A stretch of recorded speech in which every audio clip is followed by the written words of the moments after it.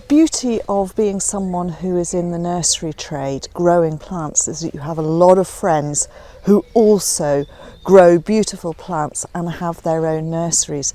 So today I'm at Rotherview Nurseries. Hello, I'm Rosie Hardy. This is Rosie Hardy Gardening. If you enjoy our videos, please do subscribe to the channel. Now here at Rotherview, they specialise in alpines, ferns and camellias, and it is really wonderful to be here to see how they grow, what they are doing and their setup. It's always interesting. It's being nosy, but you know, it's wonderful to kick off ideas between you, understand what they are selling, what they are specialising in, you know, what size pots they are producing their plants in, what the compost is that they are using, and why they are doing the certain specialities that they do.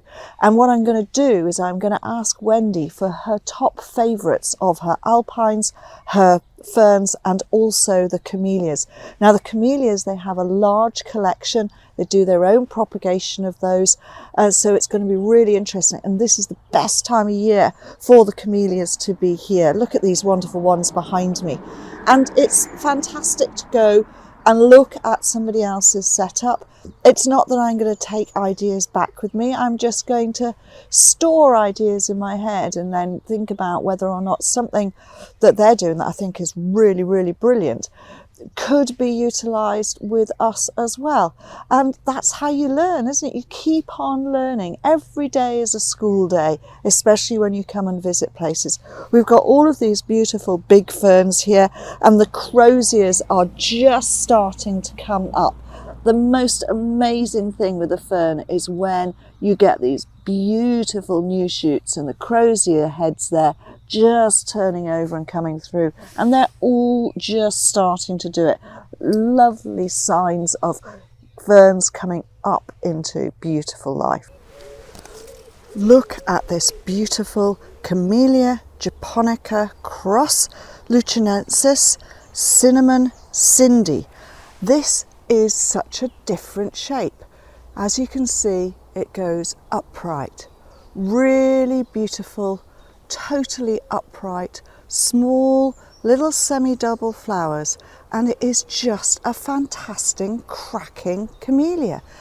This one has been in flower since probably end of December, maybe earlier, and look at these beautiful little flowers. Just little cups, and it has small leaves as well, so it gives you this very upright, almost pillar-like appearance, but a soft pillar. Going to go up, I mean this one's got to be somewhere around about 3, maybe 4 metres high. No, probably 3 metres, looking at what my height is.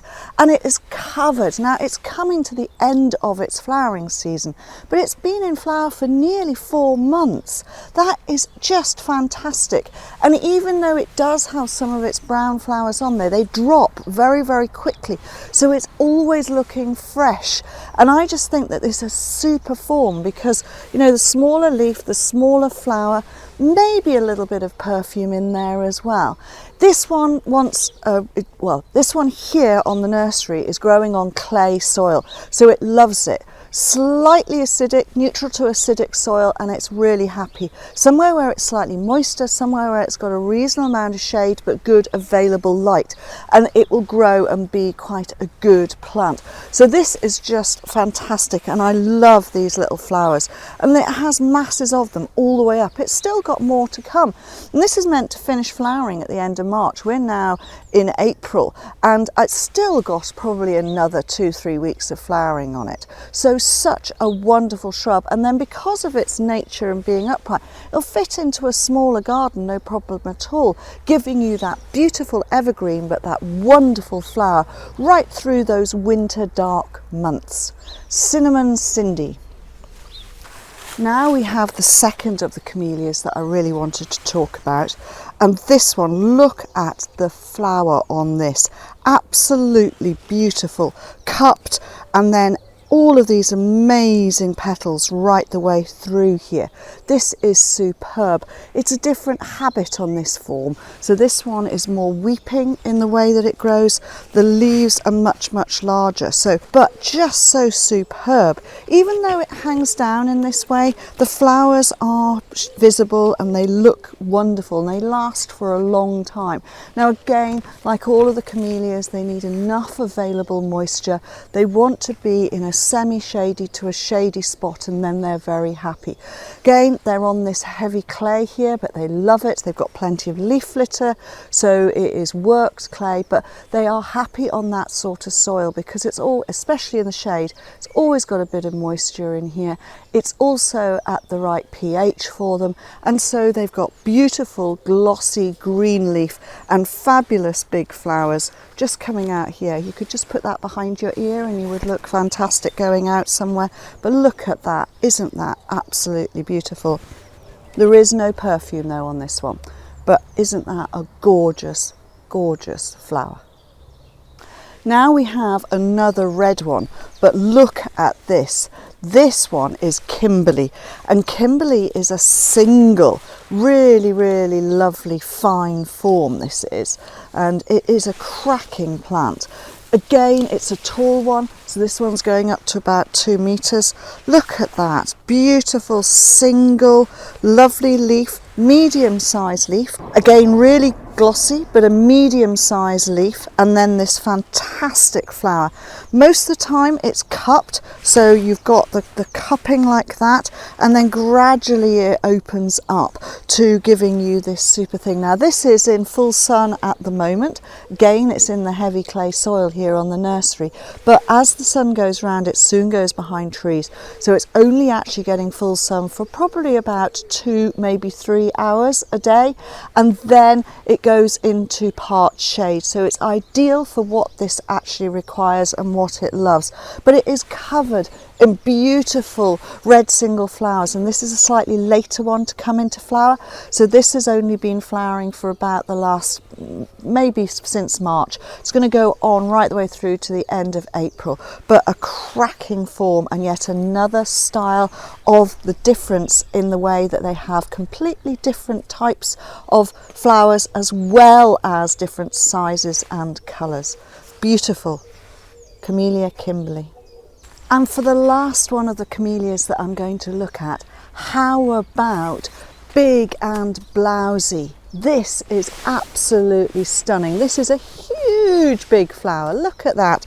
And it comes from these big buds like this. Such a stunner. This is Mary Phoebe Taylor, and she is just strutting her stuff. Look at these, they're really big. They're almost like a magnolia flower. They're just cracking. They have this wonderful mid-pink colour, semi-double, but absolutely huge. And again, the leaf is slightly different. It's much longer and narrower, more lanceolate in shape on the leaf. Still glossy, wonderful, healthy, glossy leaves. Your camellias should look like this if you have got them in the right positions. So this one underneath some deciduous trees, it's getting plenty of light at the moment, but only just a small amount of light, and then it will be shadier later. Again, this lovely heavy clay and, you know, this slightly acidic soil, so they really are happy. And you can imagine all of these coming out. It's got so many to come. It is a super form. So there we go, Mary Phoebe Taylor. So here I am in the Alpine nursery beds, and you can see the pots here are so much smaller, and these are 9 centimetre pot plants. And the beauty of Alpines is, of course, that they don't get as big as other ones, so therefore you can grow them in a smaller container. Therefore you need less compost. They don't need as much of a root run. They're very, very easy for you to have quite a collection and grow them in all sorts of different ways. But this is just a small selection. They're starting to flower. We've got wonderful sedums. We've got beautiful little low-grown campanulas here, and there are saxifrages.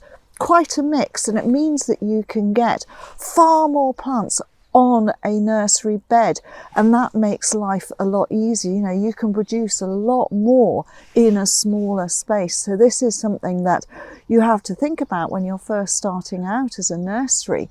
You know, what space have you got in the way of ground to grow on? What do you enjoy growing? Because, you know, there's no point in growing plants to sell if you don't actually like them, because it doesn't make it an easy situation. You know, growing plants, keeping going all the time, you know, you're working long hours, you're working in all weathers. You've got to enjoy it. You've got to really love the plant material that you're growing. Otherwise, what's the point in doing it? So this is fantastic. You've got a lot of these like this. They do grow a few shrubs. They're in bigger pots. The ferns, they grow in both this size, the small size, and the slightly bigger size. So that is great, and it's a really good way of growing plant material.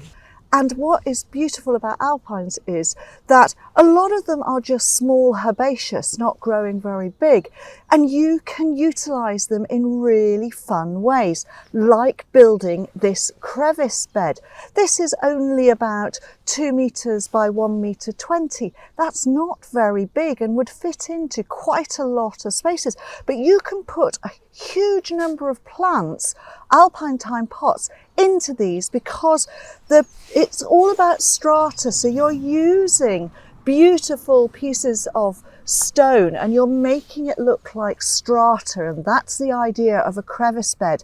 Then where these stratas, there are gaps, you fill up with a little bit of compost, a little bit of grit, and then you put in your 9 centimetre pots, and there's a couple of ferns in here. There's a beautiful Dianthus mound there. There are Thymus, there's Armeria, there are Erodiums, and you know, this will be a riot of colour, but even at this time of the year before it started to flower, there is mounds, it's got interest, it's wonderful. And this is a great way, and you don't have to water this a lot, because basically there's water underneath, because you've got it filled at the bottom there with grit and soil, etc. Then you've got this, and you've got the crevices, and it holds moisture really well because they're shaded by these bits of stone, and it just looks cracking. So think about it. This is great. You know, they are an alpine nursery. They're wanting to show you what you can achieve in a small space with the plants that you buy from them. And this is just one idea that they have. So rather than me going through all the different forms of alpines that they grow, I'd rather show you what you can achieve with these small herbaceous stroke alpines. Here we go. Here's the Armeria.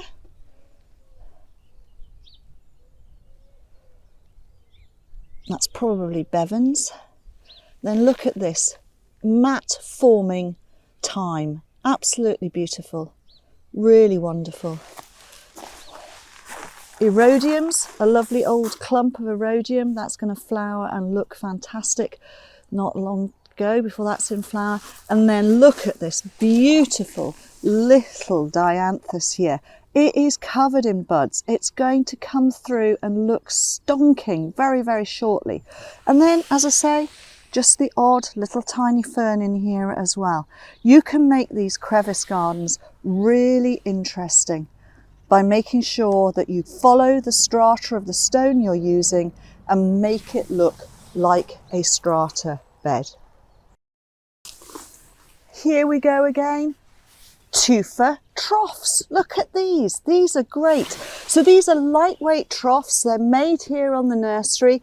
Beautiful tufa. They will age and get lots of green filigree all over there.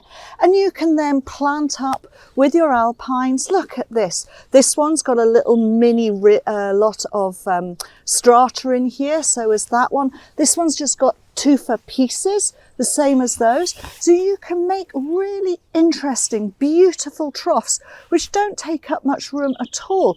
And I love the fact that they're using the idea of an edging here. And again, it's been done in this, using this lovely slate in different ways. And there you are. you've got all of this amazing planting all the way through that. Shade loving trough here underneath the Acer, for instance, one or two slightly bigger ones with slightly bigger plants in there as well. But this just looks fantastic. It's a really beautiful way of doing it. And every now and again you can either replant, or if you've got a spring tufa pot trough, then why not lift it out of position, put it somewhere while it's going quiet and dormant, and have a summer flowering tufa pot trough to put in there as well, and then maybe an autumn one, or you lift the plants out and you replant for the seasons. But I think it's better, and they will mature into beautiful troughs if you just have one for each season and then just swap them out as long as you've got the room, or you swap them around so the one with the most interest is most prominent and it looks fantastic. These are just beautiful, and there are lots of little gems all in amongst these. And look at this beautiful slate, and it's laid like strata. That's the key to making these look good. Look at this edging. Isn't that a really wonderful idea? Look at that, going through to the back. And then the troughs, simple, small trough like that, all with a bit more flower. And how about a little shady trough? The world's your oyster with these, to be honest. Fabulous. Fabulous use of space with interest added. And they don't have to be huge big troughs. They can also be little small troughs. How about that for just a small trough? And if I put my hand in there, look, these are small succulent troughs. Brilliant idea, absolutely cracking. I hope you've enjoyed this little tour around another nursery. Great friends of mine, Rotherview Nursery, here on the edge of Sussex. And it's a beautiful nursery. You can come and visit. Something different. Camellias, wonderful ferns, beautiful alpines. And it's great to visit places, and have a look and see what other people are up to and doing. I love coming and doing that. Thank you very much for watching, and please do subscribe to the channel. If you want to watch another video of mine, YouTube thinks this one is perfect for you.